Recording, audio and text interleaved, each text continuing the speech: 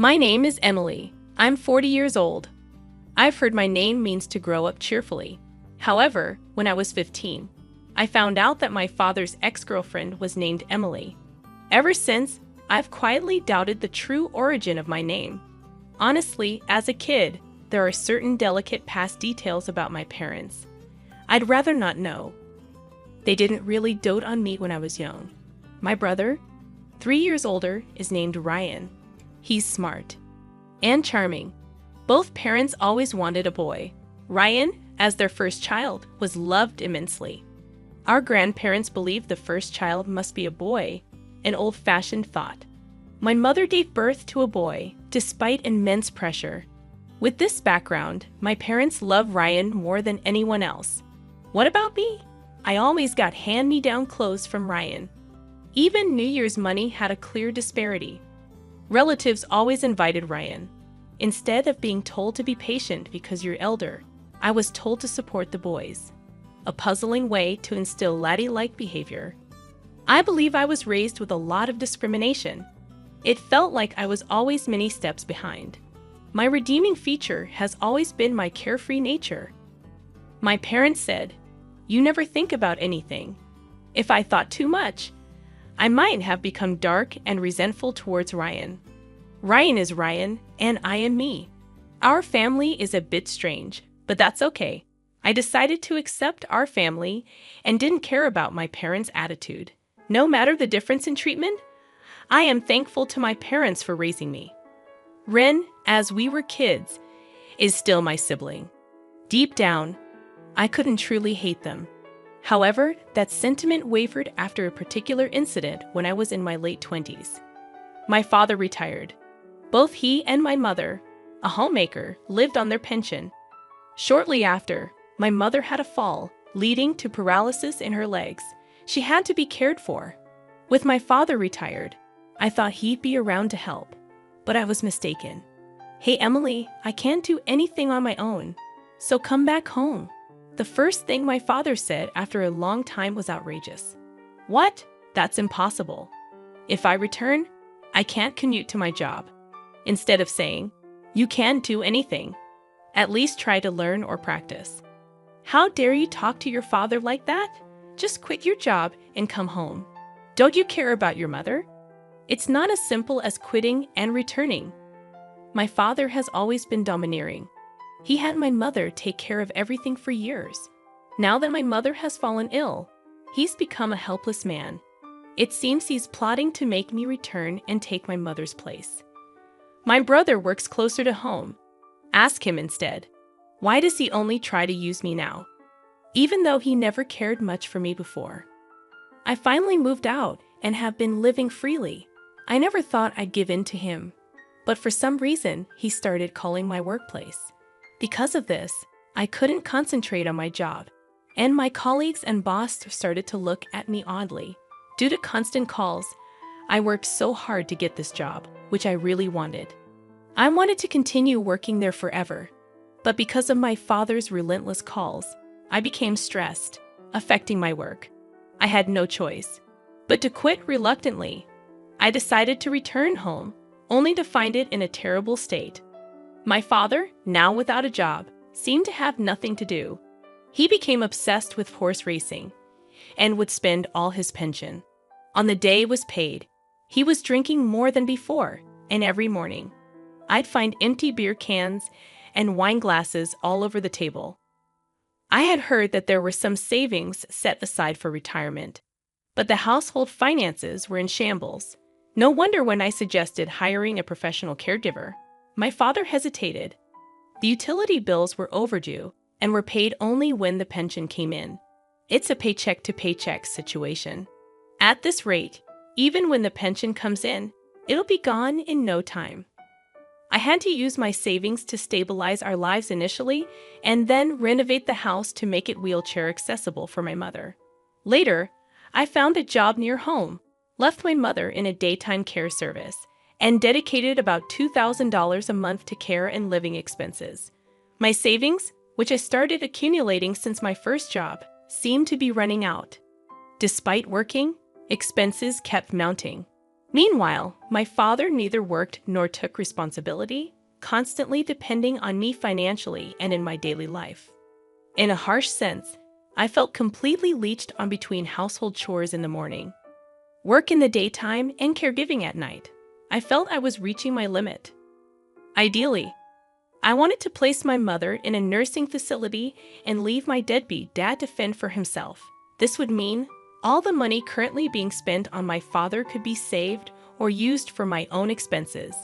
However, my father vehemently opposed sending my mother to a facility, and she herself seemed to rely only on me, saying, "Why should I go to a facility when you're taking care of me?" I consulted my brother, but as expected, he was indifferent. It was clear that I was the one who had to make sacrifices.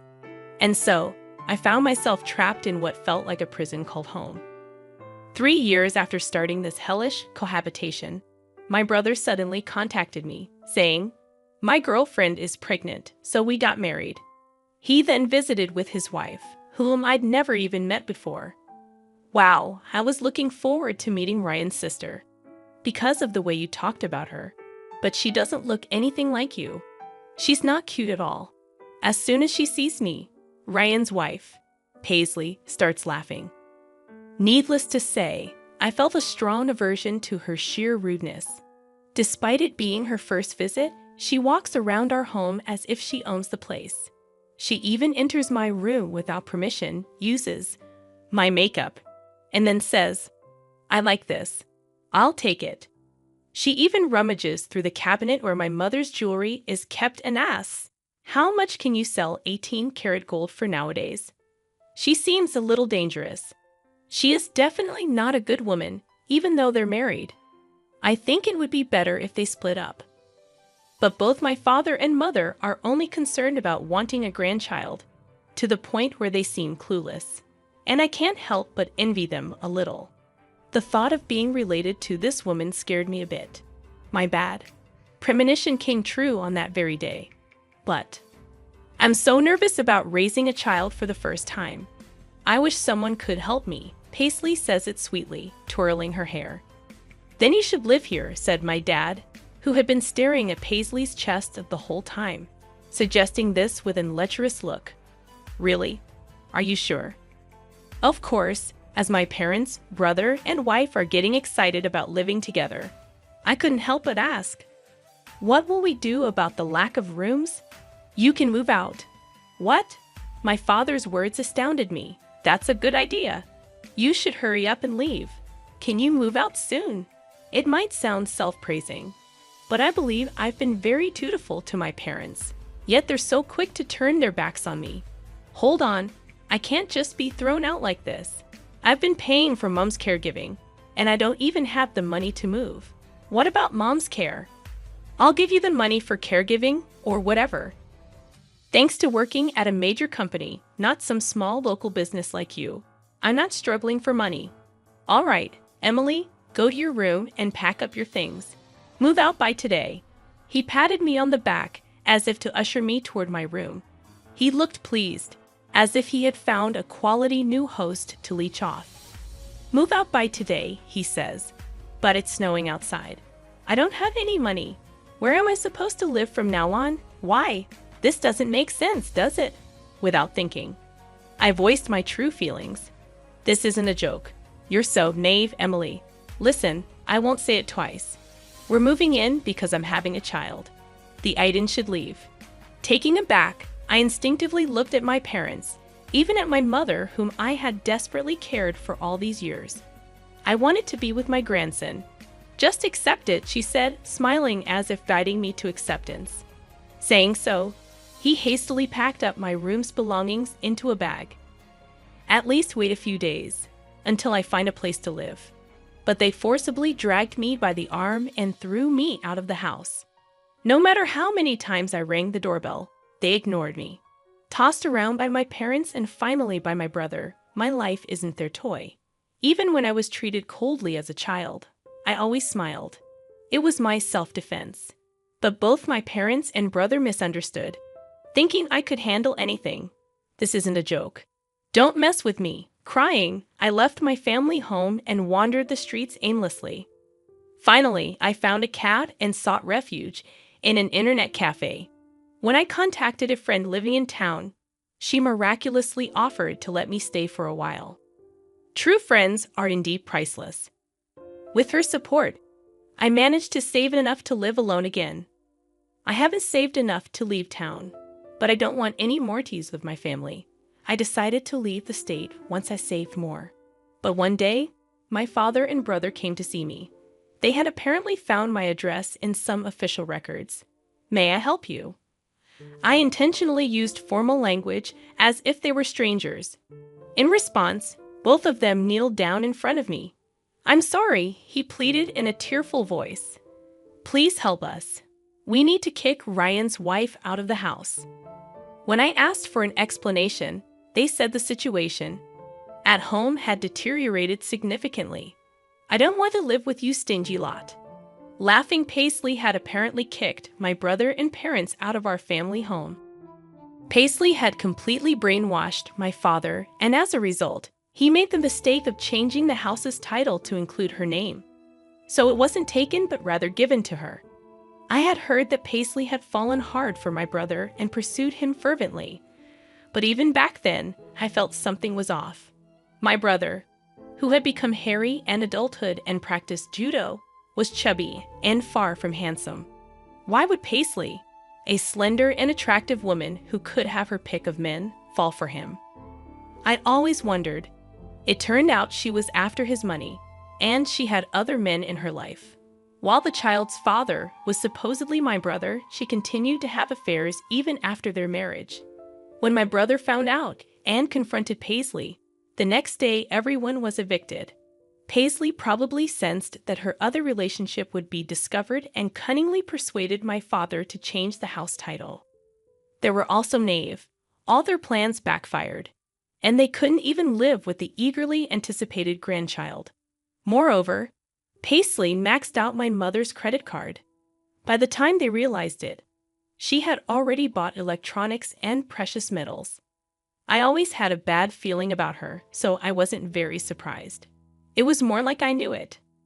As far as I'm concerned, I have neither parents nor a brother. Who are you again?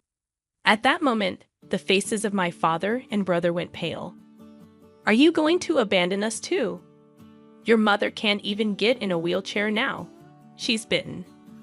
Don't you feel sorry for her after she was kicked out? He shouted. It was you who wanted to be with your grandchild and kicked me out.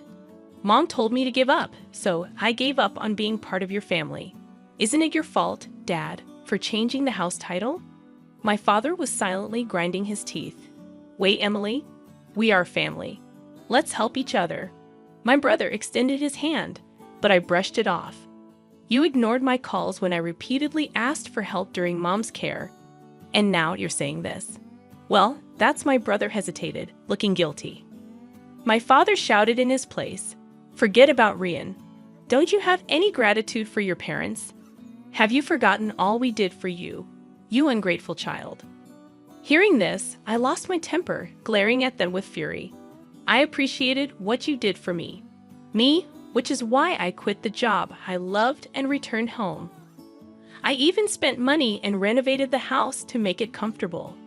I put up with so much, yet because of your selfishness, I was kicked out. Do you really expect me to just say thank you?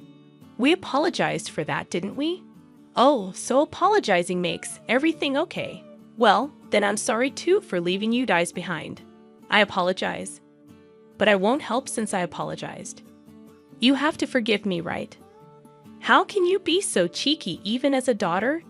As my father lunged at me, I quickly defended myself using the self-defense techniques I learned at school. Ouch! He cried out in pain and curled up on the spot. My brother just stared at me, stunned, not even caring about our father. I took the purifying salt that was by the entrance and threw it forcefully at both of them. I wish it would get into their eyes as they screamed and covered their faces. Stop showing me those greedy faces and get out. Saying this, I scattered the salt and kicked them out. People passing by noticed the commotion and stared. Normally, I would have felt embarrassed.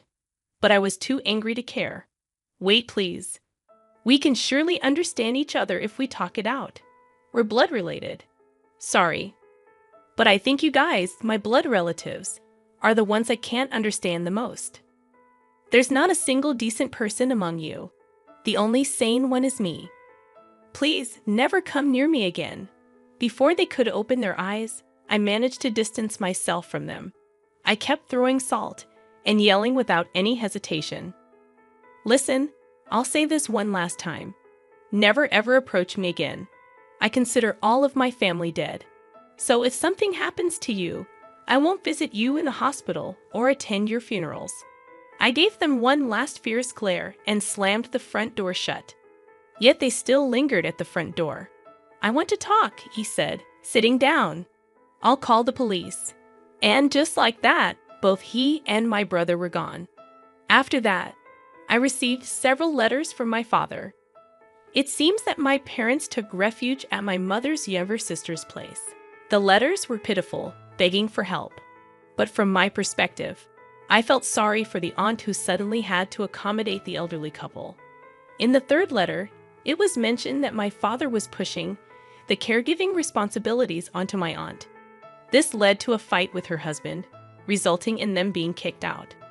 Now they are renting a cheap apartment and are back to fighting with my brother's wife. They aim to reclaim the family home. They probably can't afford to hire a lawyer. Considering they changed the property title themselves, they probably don't stand a chance. My brother, still separated but not divorced from his wife, had an affair. He became the cheating husband.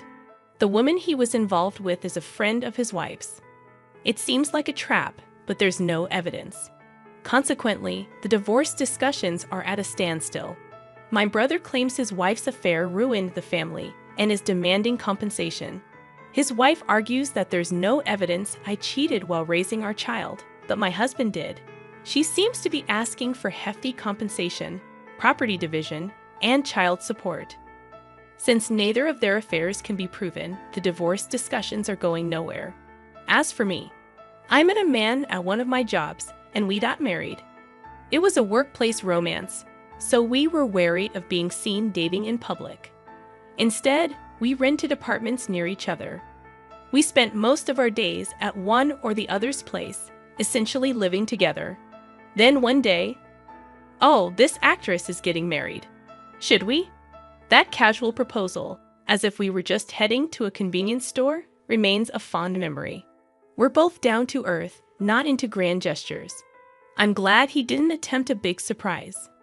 Given that I'm not the type to react much, it might have felt awkward for him. But life is full of surprises. 2 years after getting married, I found out I was pregnant with triplets. Having had no experience with kids, even those lacking siblings, it was overwhelming. Taking care of one would be hard enough, let alone 3. But with ample support from my husband and his family, we've been managing 1 boy and 2 girls. When I found out, I was determined to love them all equally. However, when I looked at them, such determination was unnecessary. They're all adorable, and it's impossible not to give them mine all. The only challenge is when they all want to hold my hand at the same time. I've turned it into a game. We'll switch after 100 steps. However, kids are fickle. Suddenly, they'd say, I want to hold hands with Daddy today. To the children, it seems both their mom and dad love them equally, which is a joy.